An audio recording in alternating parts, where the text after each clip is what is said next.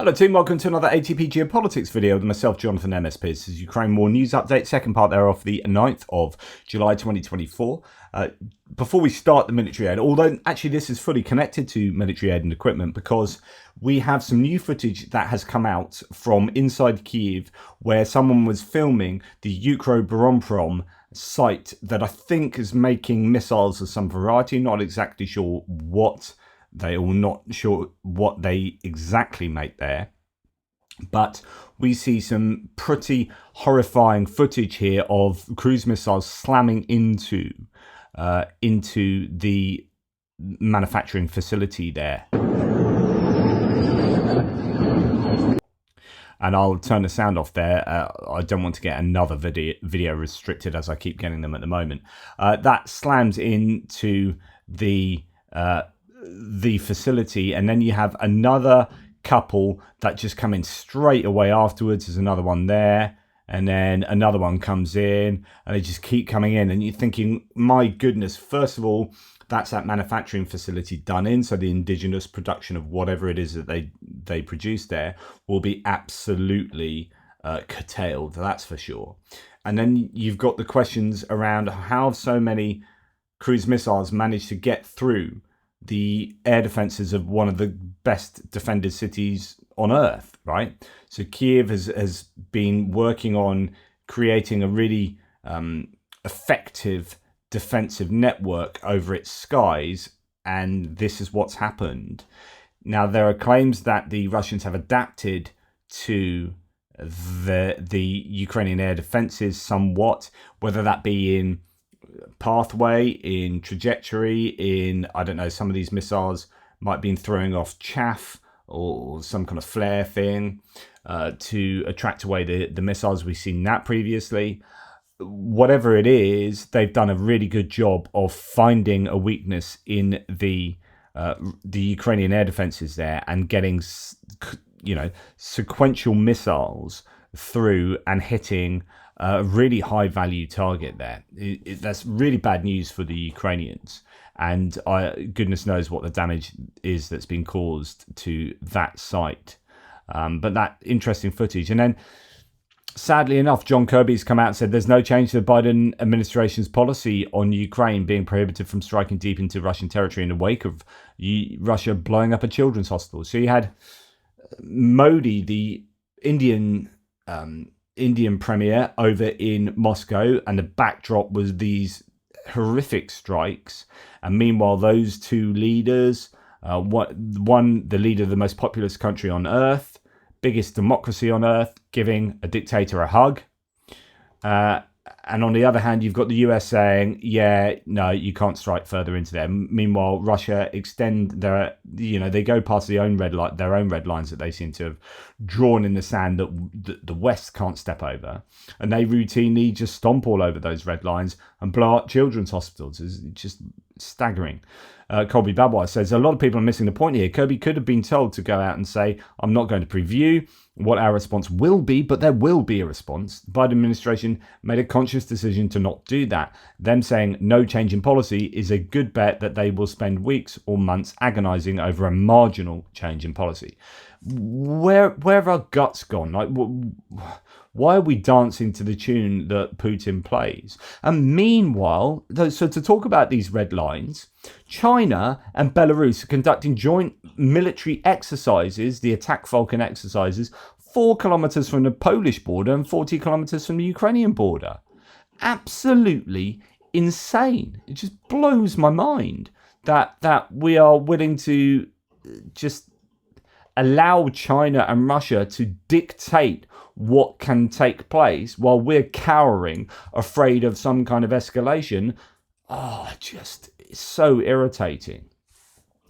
I guess the only good news really then is that there is a NATO summit ongoing at the moment in Washington, and we should see some announcements that hopefully that are going to be positive for Ukraine. There's a lot of talk about air defenses, and again, that is to say, we'll be strong on defensive capabilities for Ukraine and defensive support, without understanding that offense for Ukraine is still a form of defense, right, to go and hit those air bases is to stop those planes taking off and bombing the crap out of Ukraine, right?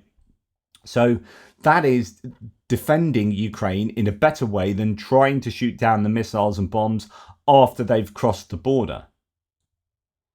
But no, we're going to help Ukraine do that stuff by shooting down the missiles, but not by helping them blow up the air bases. But anyway, there looks to be announcements made over the coming hours and days concerning additional air defences going on the way to Ukraine. Some talk about, quite a number of air defences possibly. Different rumours abound. So watch this space. Patriots are certainly going to be discussed and announced soon. Spain has completed a repair of 10 Leopard 2A4 tanks that I think was funded by Germany, by the way. They will be delivered to Ukraine. The transfer will take place soon. Another 9 Leopard 2A4s will be ready in September, although those ones could be the ones funded by... or they could all be funded, I don't know, by Germany. They're at £1 million a tank to refurbish it up to standard. Okay, so Germany, so that's good news. Hopefully those Leopard 2s will be gratefully received in Ukraine. Germany's handed over a new military aid package to Ukraine, which includes Patriots with spare parts and missiles, 2 self-propelled multifunctional radars, TRML-4Ds, that's excellent, 9,000 rounds of ammunition for Geopol anti-aircraft tanks, ammunition for Leopard 1 tanks, 55,000 155mm shells, although someone else here says over 100,000 155mm shells. Oh, and 40mm ammunition. It could be putting them together then. 30 vector reconnaissance drones, 200 mobile devices for jamming drones, 10 autonomous sea boats, 4 engineering Vicent 1 tanks, Berger Panzer 2 armoured evacuation vehicle with spare parts, and 10 armoured vehicles and 2 patrol pickups. So excellent stuff from Germany to continue giving Ukraine equipment. At the same time, they will procure Germany 100 PAC-2 GMT missiles to replace stocks provided to Ukraine. Raytheon will fulfill the order from their US production line, with deliveries beginning this year. The existing NATO Support and Procurement Agency contract with Comlog is being restructured to allow for this accelerated timeline. Up to 1,000 missiles were to be produced in Germany at a future facility. So things are afoot there to allow Patriot missiles to be manufactured at much greater rates.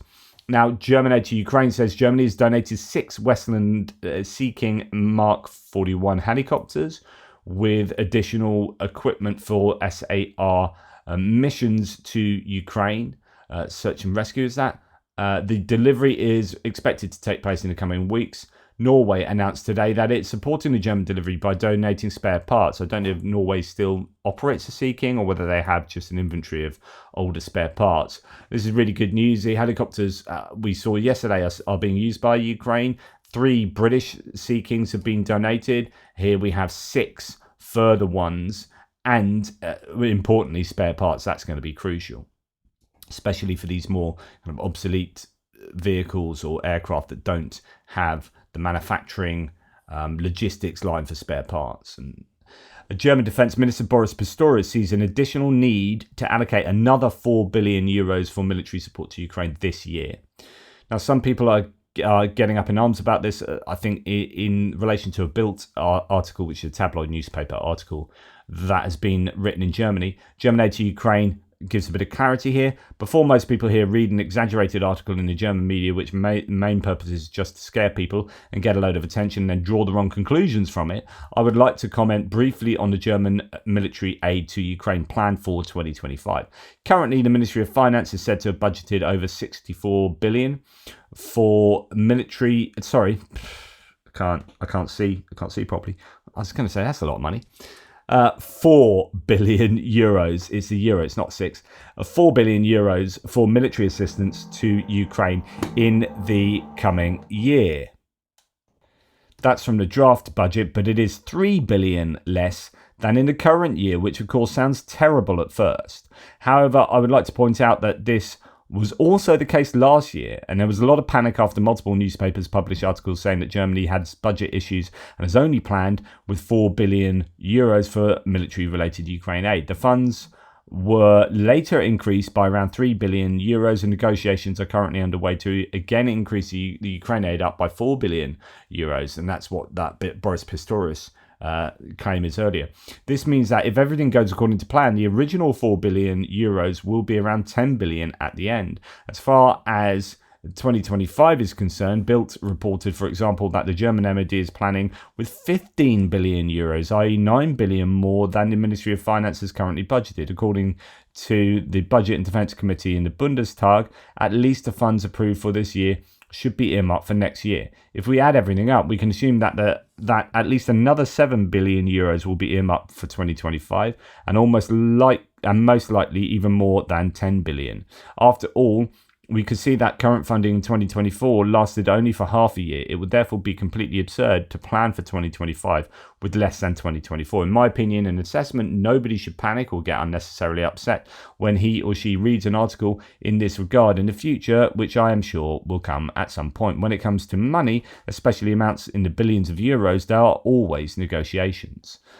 So yeah, if you hear anything about that, don't worry too much. These things take time to iron out, and it looks like Germany's on course for just providing more and more stuff for Ukraine, over and above what other people appear to be providing. US Ambassador to NATO Julianne Smith has said, quote, Ukrainians asked NATO for 7 Patriots, and we have a very positive response. That will be coming in the next couple of days. So as I mentioned, NATO announcements will be forthcoming. That's on top of with that one from Germany there. Looks like there's one from the Netherlands, one from the US, and possibly one from Romania. Not sure about that, and that could be what's announced in that packet in that announcement. Argentina has decided to apply to join NATO. We'd heard about this previously, but there's some more detail here. They are planning on buying F-16 fighter jets and helping Ukraine by sending weapons it needs. Quote, we cannot remain neutral in this situation. We must be on the side of countries that defend their freedom and democracy, said the Argentinian defense minister. Argentina's in a very interesting position at the moment because they've got this kind of anarcho-capitalistic, super neoliberal, to some degree, president that's come on board to like shake up the government, to reset the economy, to try and get its insane inflation under control. And he announced that there was going to be pain before it kind of settled down. But I think they're still in that pain period, and people are wondering whether it will settle down. There are still insane inflation numbers being posted, but I need to look into whether the things are starting to sort themselves out. There have been protests on the streets and so on and so forth. So one must treat these kind of announcements with caution, because you just don't know what's going to happen with the Argentinian government going forward. But certainly sounds like good news from Milei there in terms of supporting Ukraine. Here, Flash News says Argentina has decided to send weapons to Ukraine, according to Defense Minister Luis Alfonso Petri. He said that Argentina will apply to join NATO by F-16 combat aircraft, and here's a key part to this one, instead of Chinese machines, and help Ukraine by sending it the weapons it needs to fight a war with Russia. So it's a movement away from the Chinese sphere of influence to be in the American sphere of influence there. Definitely an ideological positioning there by Argentina. And Poland has, well, there have been various kind of announcements and rumours, not really quite sure 100% what's going on. Michael Bociakiew, or something like that, a global affairs analyst and senior fellow at the Atlantic Council, has said that Polish jets flying near the border with Ukraine have been flying near the border with Ukraine and have entered Ukrainian airspace, according to a reliable source on site. Rumours circulating all day that an agreement brokered with Kiev and NATO is to have them patrol western Ukrainian airspace, especially after today's massive Russian attack. Now, Shashank Joshi from The Economist says, struggled to imagine Poland doing this on its own, and also struggled to see other allies joining in at this stage. So there are lots of claims concerning this, and it's not 100% sure exactly what's going on. As part of the bilateral agreement that was signed yesterday between Tusk and Zelensky, there may or may not be, I mean, it certainly is mentioned in the agreement the idea of protecting Ukrainian airspace from inside Poland, something we talked about previously, that's been touted previously, but not has been. They just haven't agreed to do that. There are certain risks involved. If you remember back then, Ukraine had announced that they'd done all the paperwork to so that if, as an example, Poland released an air defense missile and it fell short or hit the missile and that came down on a Ukrainian town and it killed lots of Ukrainians, Poland wouldn't be held responsible for that. So obviously, those are considerations that need to be ironed out. Poland is ready to produce electricity for Ukraine as well. So just to go back to that point, no, don't know if it's definitely true. There are rumours. That's the two things: shooting missiles from Poland inside Ukraine to take out Russian threats that are going near to Polish borders, but also flying jets to do similar and patrol. Flying over Ukrainian airspace would be a really that's a bit of a game changer in some respect, possibly quite risky. So who knows? But hopefully those kind of things from Poland will be on the cards and hopefully being done. But as mentioned by Shashank Joshi, it's likely that Poland will want to do, if they are going to do something like that, it will be in conjunction with NATO in some way. And then that's pretty risky. Are you going to get unanimous NATO consent to that kind of activity? I don't know. So lots of ifs and buts there. Poland's also ready to produce electricity for Ukraine at its coal-fired power plants. Prime Minister Tusk has said Poland is working to be able to burn Polish coal without paying for emissions. So there are EU regulations. It must be that if you are using dirty energy production processes, then you have to pay like a carbon tax type thing on that. But if they're going to do that for Ukraine, maybe they get a bit of a let-off. Poland's working to be able to burn Polish coal without paying for emissions and to transfer the generated electricity to Ukraine for European money. So obviously this isn't a case of charity, especially when you're going to be talking about huge amounts of money of upping coal-fired energy production and then shipping that to Ukraine. This is going to be costing a lot of money, and they're hoping to get that recouped maybe from the Ukraine peace facility or something within the EU provision for Ukraine. Patrick Sanders, Britain's recently retired army chief, has stated, could you scramble together the two brigades that took the Falklands? Yes, of course we could. But could we get them there? Could we have the task force that made it possible and sustain it? No. Which is a damning indictment of where the UK military is. Sorry about the noise. I have a workman working on my boiler upstairs. So anyway, that is the situation Labour government are in now. I've been watching a number of videos, and I know you know that I'm a bit of a lefty, but I'm really happy actually that loads of different commenters and analysts are saying that the new government in the UK has hit the ground running. It's a really good video on New Statesman, another great video on Times Radio, which is not left wing, right, saying that actually it's a really competent government, at least it appears to be at the moment, that has taken over, and they're doing loads of really big things. They're trying to sort out the doctors striking. They're trying to sort out foreign policy and support to Ukraine. How they're already onto like housing, loads of things. They've come with technocrats as well. So the new Attorney General is like someone with an incredible amount of experience. The prisons minister is someone who Timpson, who has his own company that employs 10% prisoners and knows about rehabilitation of prisoners, where Chris Grayling, the previous Conservative minister, or not a previous one, banned prisoners from reading books. You're like, what are you doing? You want to get people skilled up so they can be reintegrated in society, not stop them from reading. Jesus. So it's like there's this air of competency, and I know that's going to be biased, and that loads of you will be spitting at the screen who hate Labour or whatever.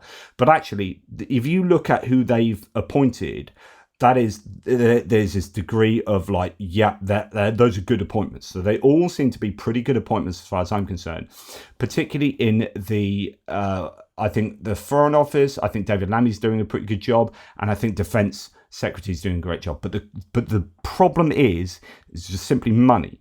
I don't know enough about this, but I sometimes wonder, what do we do with gold reserves? Like, why do we have gold reserves? Because if you're keeping them for a rainy day, today I would say is a rainy day where we need to reset our MOD and just spend an absolute bucket ton of money making sure that if it does go south with Russia and China, we're in a bloody good position, rather than we wait for some massive global pandemic where everyone's going to be selling off their reserves or whatever or some kind of apocalypse where gold isn't even useful, right? So why do we have these gold reserves? Is now not a good time to just like suddenly get hold of a massive amount of money to just reset our services so that our country, so the NHS is operating as it should do and our MOD is operating as it should do?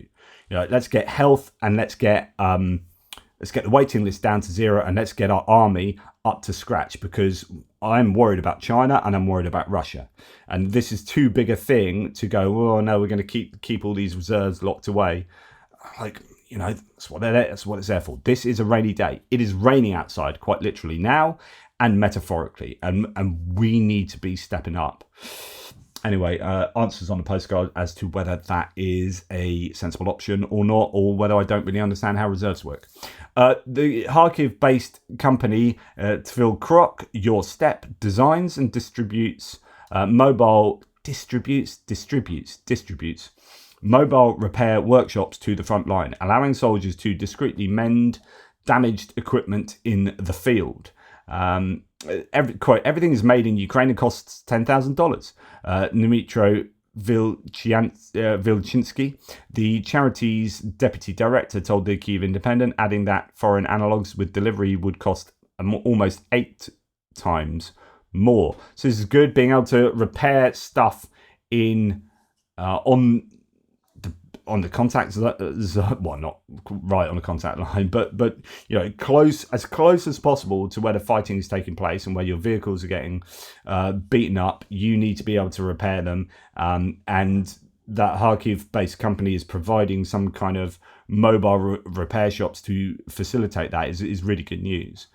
Anyway, that's enough from me. Thank you for watching. Really appreciate your support. Sorry that I just need to remind people, because we get new viewers all the time, that 50% of my viewers are unique new viewers, and I often need to repeat myself. But it's someone was saying the other day, are you sure you're a philosopher? Because you're not very good with your language, and my syntax is sometimes wrong, and that really irritates me. Not what he said, but actually the reality that I struggle with language much more than I used to. I used to be incredibly careful. Now I can mix up my subjects and all sorts of stuff, because A, I'm speaking so much, and B, I have primary progressive multiple sclerosis, and one of the things it really affects is my short-term memory recall and my language, the use of language and the way that I speak and my train of thought in my head. And so I lose my train of thought and trying to scrabble it back all the time, and words just tumble out and they don't always make a lot of sense.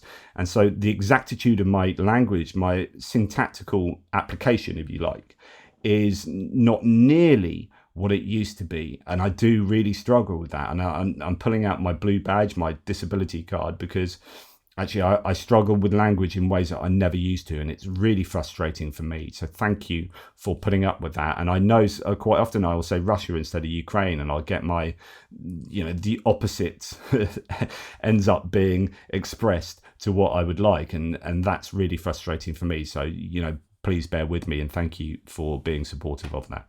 Anyway, take care, everybody, and speak to you soon.